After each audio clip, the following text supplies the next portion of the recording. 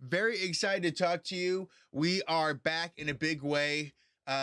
We were escaping, we were running. There's so many different things that are just falling upon you. And Franklin, like I had questions, which question my own morality and the things too. So there's a lot to happen here. So, I guess one of the things I want to ask, as we come into this, what level is Franklin's trust issues at? Like, the people around him, the people in his life, his family, his friends. Like, what is like a 1 to 10 scale? What would you say it's at? Oh, it's definitely 10. He doesn't trust anyone this season.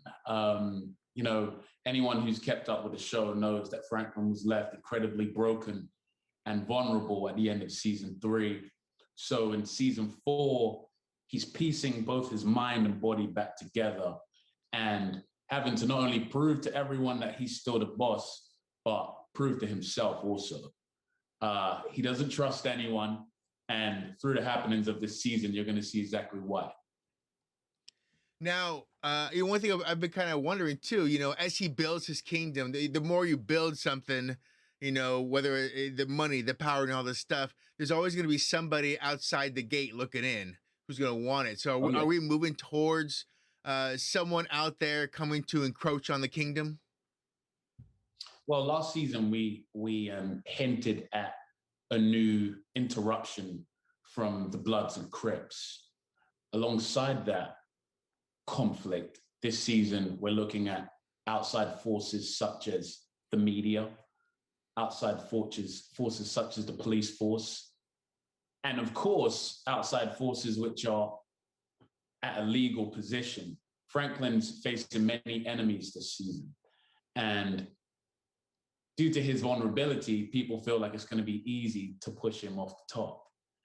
But if there's anything we know, although Franklin's body's broken, his mind will always still work. So might we see some, you think, alliances this season then, maybe? Something to kind of help him kind of cover the base a little? Franklin's main motivation and what keeps him strong is family. So this season, Franklin's focusing on bringing people back together. There's obviously conflict between his parents and Louis and Jerome. There's some conflict between him and Leon. There's outside forces such as Scully and Manboy, who are too creating friction with Leon and with Fatback. Or we've got people like Reed Thompson, played by Carter Hudson, and Sergio Perez Mencheta, who plays El Oso, who are trying to funnel this Nicaraguan war, but at the same time, try and help Franklin deal with the problems he has in South Central. So there's various conflict, there's various happenings, and that's why this is the greatest show in the world, because Franklin isn't necessarily James Bond. And if there's anything we know, he's escaped death many times. So who knows what's going to happen in the future. Well, one of the big things, of course, we saw is the consequence of choice, right? Um, because the more he rises to power, the more his little area of LA starts to wither, as well as his family too. So, do we see some of those consequences, or him kind of realizing that drugs are bad? I mean, what are you gonna do? It's just it's part of the business in the world that I want to create for myself.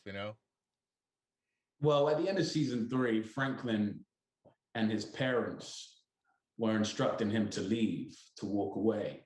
But he didn't want to, because he's starting to see what he was directly involved in and how he directly contributed to the downfall of South Central and his community.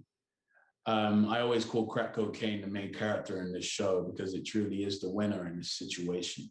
And we've seen it with characters such as Melody, Wanda Bell, and everyone in the community. And for that reason, Franklin's torn. Although he wants to raise the power, he also wants to leave with his community not in complete ruin. And in season 4, that's starting to get ahead of him.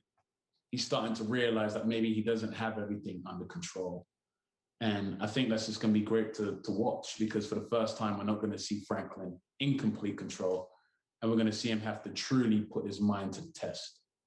So the last thing I have to ask is, as we move into season 4, where is our focus? Are we looking at the war on drugs and politics, or is it maybe something where we kind of focus more on the characters and the plots that are interweaving within them. I mean, because this can be a big idea. I mean, Reagan and all those things going on, everyone else's, war happening, but also there's a lot to happen within these blocks and this area too. So, where do we focus this season? Well, this season, I'd say the heart of this season and its drive is sparked through Melody Wright's character, who meets with a new reporter by the name of Irene Arbe. And Irene Arbe is a journalist who we're going to be introduced to in the first episode. And she's definitely going to be the one who pulls a lot of strings this season and contributes to various happenings of the season. For Franklin Saint specifically, there are outside forces and there's political influence that he has resources of, but he can't necessarily use them because that means he's putting his own self in jeopardy. With regards to Teddy McDonald, Franklin's trying to use him in order to end the gang war, but there's struggle with that. So I think this season's going to be both those things. It's political influence, it's the influence from the media, it's influence of the world finally knowing what's actually happening in South Central and the empathy that comes towards that. And at the heart of it, it's Franklin Saint dealing with inner and outer conflict and everyone around him questioning whether what he's doing is actually right. For sure. Well, I want to thank you very much for talking with us today. We look forward to a brand new season and the escape artist that is Franklin. There's going to be a lot of stuff to happen still. So I look forward to it. And more importantly, I hope everyone in your life is happy and healthy. So thank you very much. Bless you. Likewise. Thanks so much.